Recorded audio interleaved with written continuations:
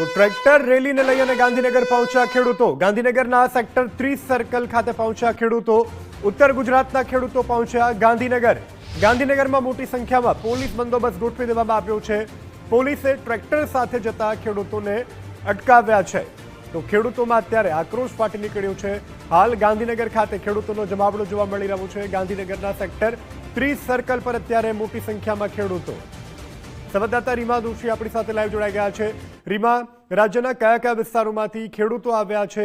હાલ કેવા પ્રકારના દ્રશ્યો સર્જાયા છે? આ સાથે પોલીસ બંદોબસ્ત ગોઠવવામાં આવ્યો છે. કોંગ્રેસના કયા કયા નેતાઓ અત્યારે ઉપસ્થિત છે? શું વધુ વિગતો?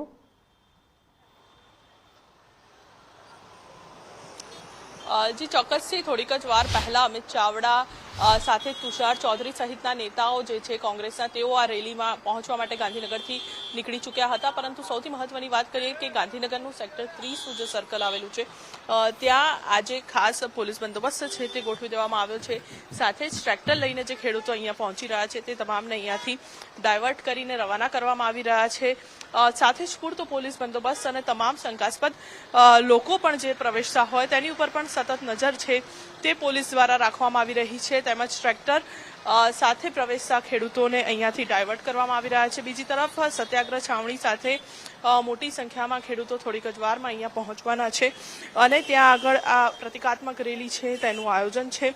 પૂરતો પોલીસ બંદોબસ્ત છે તે ગાંધીનગર ખાતે ગોઠવી દેવામાં આવ્યો છે. આ સીધા દ્રશ્યો ગાંધીનગરના અમે દર્શાવી રહ્યા છીએ સેક્ટર 30 કે ત્યાં જુઓ કે પોલીસ દ્વારા સતત ચેકિંગ છે તે પણ હાથ ધરવામાં આવી રહ્યું છે અને મોટી સંખ્યામાં જે લોકો અહીંયા પહોંચી રહ્યા છે, સાથે જ ટ્રેક્ટર લઈને જે લોકો પ્રવેશતા હોય છે તેમને અટકાવવાનો પ્રયાસ છે તે અહીંયા કરવામાં આવી રહ્યો છે. અને સાથે જ શહેરી વિસ્તારમાં ટ્રેક્ટરના કારણે ટ્રાફિક જામ થાય તે પ્રકારનું આખું આયોજન છે તે પણ હાલ અહીંયા કરવામાં આવી રહ્યું છે. સાથે તમામ શંકાસ્પદ લોકોને પણ અહીંયા અટકાવી પૂછપરછ છે તે પણ કરવામાં આવી રહી છે. તો સાથે જ સવારથી જ આ સેક્ટર 30 સર્કલ ઉપર ટ્રાફિકનો જમાવડો છે તે જોવા મળી રહ્યો હતો અને મોટી સંખ્યામાં જે તમામ ખેડૂતો આવતા હોય તે તમામને પણ હાલ અહીંયાથી ટ્રેક્ટર સાથે પ્રવેશતા અટકાવવામાં આવી રહ્યા છે. જી રીમા, જાણકારી બદલ આભાર. તો હાલ તો આ પ્રકારની પરિસ્થિતિ જોવા મળી રહી છે. ગાંધીનગરમાં મોટી સંખ્યામાં ખેડૂતો રાજ્યભરમાંથી આવી રહ્યા છે. ઉત્તર ગુજરાતના ખેડૂતો અત્યારે ગાંધીનગરના વિવિધ માર્ગો ઉપર જોવા મળી રહ્યા છે.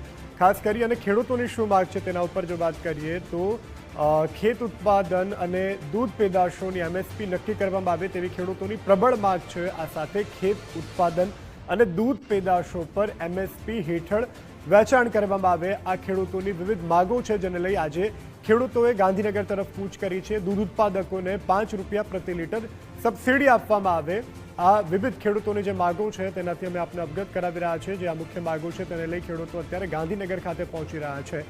MSP ખેડૂતને મળતા ખાતર પર સબસિડી લાગુ કરવામાં આવે તેવી પણ ખેડૂતોની માંગ છે.